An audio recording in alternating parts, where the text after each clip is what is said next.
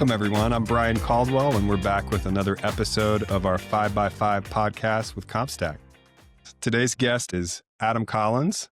He comes to us from Transwestern in Washington, D.C., and he's an industrial and office broker in the market. Welcome, Adam. How are you? Hey, Brian. Always good to see you, and I'm better now that we're together. Absolutely. Yeah, thanks for taking time out of your busy schedule for us. Of course. We're going to take a look at our pulse check, which we do every podcast episode, where we dive into what CompStak is seeing in the DC market data.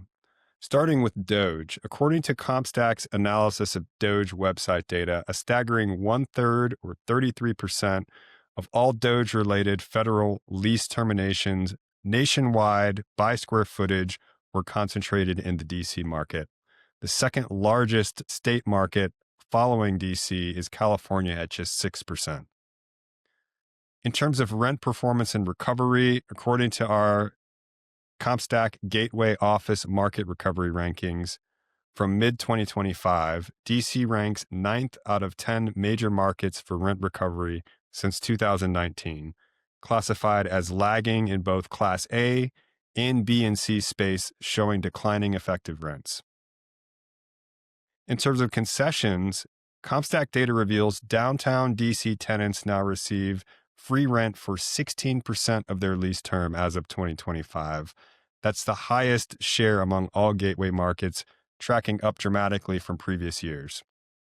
And we're going to circle back to these facts and discuss them with Adam here shortly. But before we do that, let's learn a little bit about what Adam is seeing in the market. So, Adam, if you can tell us about the DC market, starting with any tailwinds and any headwinds that you're seeing kind of driving trends there.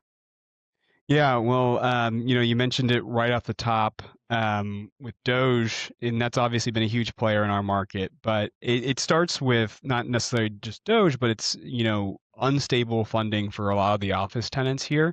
And so that's a major headwind. We've experienced that since the beginning of the year with the new administration in DOGE. Have obviously changed their funding priorities. And also, a lot of our tenants here in Washington are those nonprofit organizations, those government contractors, which rely heavily on government organizations like USAID or the Department of Education, which have both been shuttered, and drastic budget cuts from all parts of the government, with the exception of the Department of Defense. And so that leads to lower aggregate office demand, as tenants are having more uncertainty with their own funding. And then obviously in conjunction with the headwinds that we saw during COVID. Another, negative about our market is, we're just getting out of the government shutdown, which was the longest in history. Massive layoffs across the federal government, National Guard, ICE, lowering our tourism and our general economic uncertainty in the DC market. So we do have, some significant, economic headwinds heading towards us, and kind of been pounding the DC market. I don't know how I'm gonna hold on, pause there. Yeah. So we do have some, obviously some general economic headwinds, not only in the private sector, but the federal sector, and then obviously just personally with all of the layoffs. The tailwinds, some of the positives in our market is, we are still a resilient market where we are seeing the need for a lot of these technology companies and AI companies to be near the seat of power, as we are, as a country, trying to understand our AI regulation. We're seeing more and more organizations come into our market and expand their presence, especially in that AI and data technology sector. Obviously, out in Northern Virginia is Data Center Alley. Groups like Amazon are spending record amounts of money on tracts of land, which they can build data centers. As one of the strongest in the country, we have about 80% of the data centers in the U.S. are located in Northern Virginia. So those are, some of the positives in our market. We still obviously have a huge, it's still a great space for technology. It's interesting you mentioned data centers. We had Ryan Atkinson on our podcast from JLL, San Francisco, and he's a data center broker.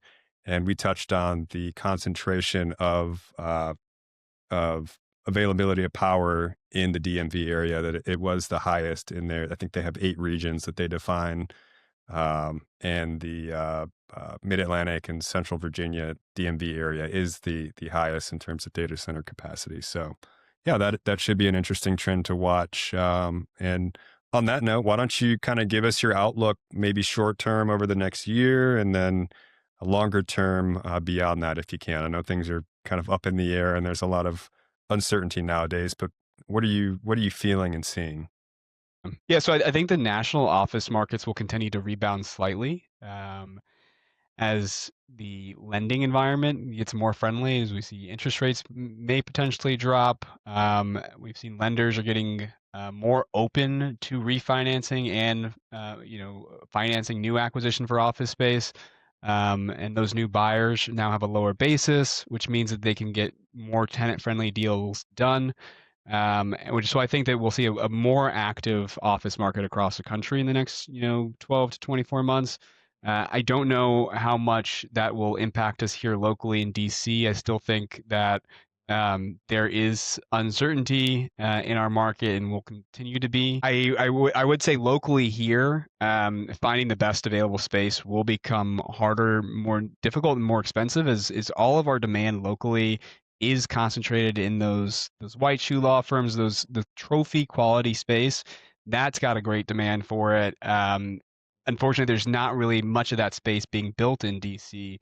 And so once that all gets leased over the next 24 months, it will be a challenge for tenants that want to be in the best quality space to find that space and whether or not they would be willing to accept Class A minus or Class A space instead of that trophy space.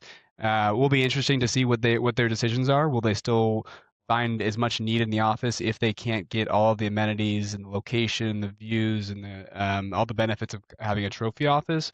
Um, so that'll be interesting to see is how the demand responds to a very limited supply of trophy quality properties here in DC. Gotcha. So what I'm hearing is the tenants that are willing to make a decision in the next 12 months or so are going to have their pick of the quality, prime A space. And once that's gone, things are going to get a lot more challenging and expensive for those who were kind of deferring decisions until, their comfort level was appropriate. Gotcha. Okay. Absolutely. Great. And then, a lot of things were pretty surprising, I would say, at least from a non Washingtonian perspective that I have here in Atlanta. But kind of looking back over the last year, what has shifted most unexpectedly that you just, didn't see coming or wasn't forecast? Yeah, I mean it's the return a little bit of the capital markets from new acquisitions, and I don't know that it's necessarily a huge surprise. But what has been interesting to see is who are the new players in Washington D.C. Who is going out and being aggressive about acquiring these new office properties, as I think it sets the table for who's going to be the most active owners over the next 10 years. And so I think we're reshaping who the major landlords are across town right now, and it's just been interesting to see who's been aggressive, who's been active. Um, I thought it would be more of the large scale REITs that have a lot of cash to come in and buy up these properties at low basis. I think that we've seen kind of a smattering of folks who have been interested in investing here locally in DC, which will change the tides a little bit in terms of who's running the show. Hmm. Interesting viewpoint there. Okay. Great. Circling back to a little bit more conversation on our pulse check. We talked about DOGE, which you provided a little bit more context into why it's not just the government leases, but kind of the other adjacent impacts of nonprofit and contractors and folks that are associated with the government. Taking a look at concessions. So we mentioned that DC tenants are now giving up 16% DC tenants are now receiving 16% of their lease term in free rent. Talk to us a little bit about what's been driving that, and then maybe some changes that you're seeing on the horizon here. Yeah, I mean, I think DC is definitely one of the markets where it's long been a tenant-friendly market since about 10 years, especially over the last 10, 12 years. Been a very tenant-friendly market. And rent abatement has typically been about, 1 month per year of the deal, like you'll see in most markets across the country. Especially during COVID, though, we raised to, on a 14-year deal or 12-year deal, sorry, during the height of the pandemic in 21 or so, maybe 22, we were able to get, 30 months of rent abatement. So 2.5 years of free rent on a 12-year deal, which is more than you'll see in any other market across the country, as far as, and I've done deals across the country. That has certainly been changing as landlords are now coming up with or coming up against loan maturities, and so the landlords are wanting to recoup their money a little bit faster. We're seeing lower concessions than we did during COVID, as landlords are trying to recoup their investment of the transaction cost before their loan terms come due. I've had multiple owners from large ownerships tell me that this is their plan, that any sort of investment that they make into a particular deal has got to have a shorter time horizon for break even point than previously, because candidly, they don't know if in 3 to 5 years they will own this property. And so we're seeing owners look more short term than they previously did. So if you give 3 years of free rent on a deal, and you don't own the property in 3.5 years, you haven't done a whole lot. And it's not as though you had sold the property; it's you lost the property. And so that also does not bring a lot of value to doing the deal. So that's why it makes it difficult to get some of these deals done. Is to you have to really understand the capital structure behind each building. Sure. And how has that impacted how you advise your tenants that you're working with looking for space, kind of with this new landscape of pressure on the landlord and things that they were able to do a few years ago that they're not able to do now?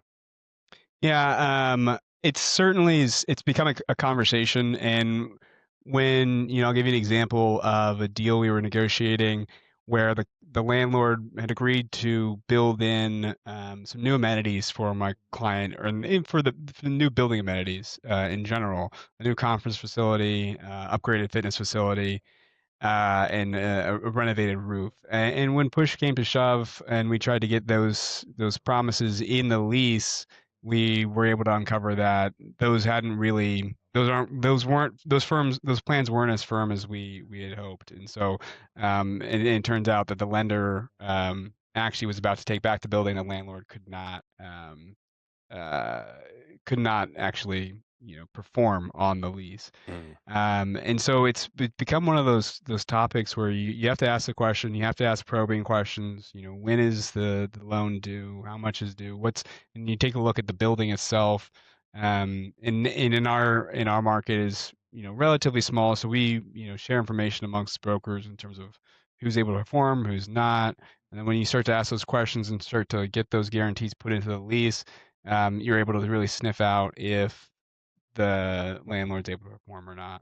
Mm. Um, Yep. but you certainly don't want to get into a position where you're asking a landlord to do a full build out and you don't know for a fact if they can perform that full build out. Because that can cost you a lot of time and money. If you sign a lease and the landlord is not able to build out your space, and 12 months has gone by, and now you don't have a space built out, and your lease is expiring. So we want to be cognizant of that as brokers. Sure. Great. Let's segue to office to residential conversions, if you will. I know I was taking a look at CBRE data, and there's a significant number of, I think, 32 projects planned after 2027 by their analysis of office to residential conversions. you mentioned that you've seen that activity in the market just down the street from you. So why don't you talk to us about that and how that's impacting your market? Yeah, this I think is actually pivotal. As difficult as it is to pull off a conversion. You obviously have to be able to buy it at the right price. The existing conditions have to be a certain way. And obviously there's the physical issues with the building in terms of ceiling height and the window well, and then also the geography of the building. Where is it located? Are there any neighborhood amenities? And then so it's becoming it is challenging, but I will commend the DC mayor who has really worked hard at providing some incentives to get landlords and new buyers, new developers to convert these properties. Um, and that's really what it's going to take because like in many markets, DC has a demand for office problem. You're right, the demand is not as high, but also we do have a supply. We have an oversupply of office product, and some folks would say that we just have we have an under demolished office market, right? And Mm. so we have a lot of buildings that just aren't ever going to be viable. If we're talking about the Class A and trophy markets, really just the trophy markets are doing very well. Even Class A and B plus is certainly struggling. So these are, functionally obsolete buildings that need to be converted and to be because we see it in the tax revenue for the District of Columbia is down because the real estate taxes are down. So the conversions are going to be something that I think that is the only way to really rebalance our market to get it back to equilibrium, and also provide folks with a good place to live. I think that we have a lot of really prime real estate. You look at a lot of the federal government buildings down near the National Mall and on Pennsylvania Avenue that are being utilized as low as, if you believe what this administration has said, as low as 2%, 3% of the building might be occupied. Yet it costs the American taxpayers millions of dollars to renovate or to keep up with these buildings. Um, so those are going to be an interesting um, those will be interesting projects to understand what happens. There's, five, six, seven federally leased buildings that are not being utilized down in the National Mall, which will it's probably some of the most coveted real estate in the country, candidly. So that'll be something that I think we continue to work on over the next 5, 10 years. Really, is to understand what that looks like. But I would expect the federal government um, will sell those to private developers at some point, and that will be conversions to multifamily, mixed use, residential, and hospitality, retail, all that. Sure. You might think it makes sense given that the current administration, their background in real estate development and whatnot, that they would be pretty keen on capitalizing on that. But I guess we'll see where that goes. Yeah, yeah. I think it'll be a long process. Likely, I know they started it earlier this year, and they pulled back, and I expect them at some point in time to begin that process and to figure out how to change hands for some of these buildings. Sure. Great. Let's talk a little bit about kind of just your path in commercial real estate here. So, you and I have known each other for probably 5 years now through SAOR and other conferences and things. Your background has been in office, tenant rep brokerage. You recently kind of transitioned over to industrial. And I think in a previous conversation with me, you and I were talking about your kind of mindset of follow the puck. So why don't you talk a little bit about, that transition for you? What does follow the puck mean to you, and how is that kind of manifesting itself in your day-to-day work now? Yeah, I had a mentor who's the CEO of a large hotel REIT, a large hospitality REIT. Give me some advice and just about, we were talking about the real estate market here locally in DC, and understanding that, I'm in my that I've been doing this for about 10 years, but I still have a long career ahead of me. And so to find the clients and the users that need to use the space for their business, that it's, critical to their business.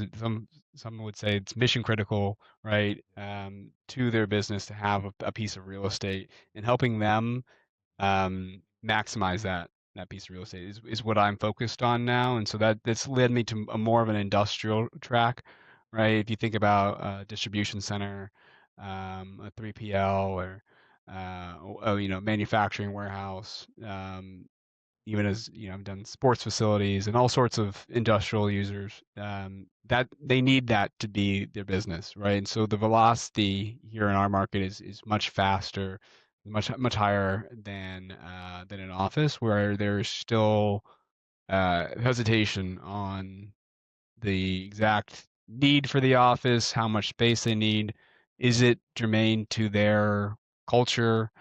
These questions are still being asked by executives across the country, and they're valuable questions to ask. And so, just for at this point in the market, I wanted to just shift focus a little bit onto, candidly moving past those questions on whether or not they need the piece of real estate, and just talk about how does this piece of real estate help you grow your business. And so those are the types of clients that I work with today. Sure. And then talk to me about the SIOR network, if you will. I know it's a network of high achieving brokers across the country. You guys do deals with each other, refer deals to each other. How has that network helped during your transition from office into industrial?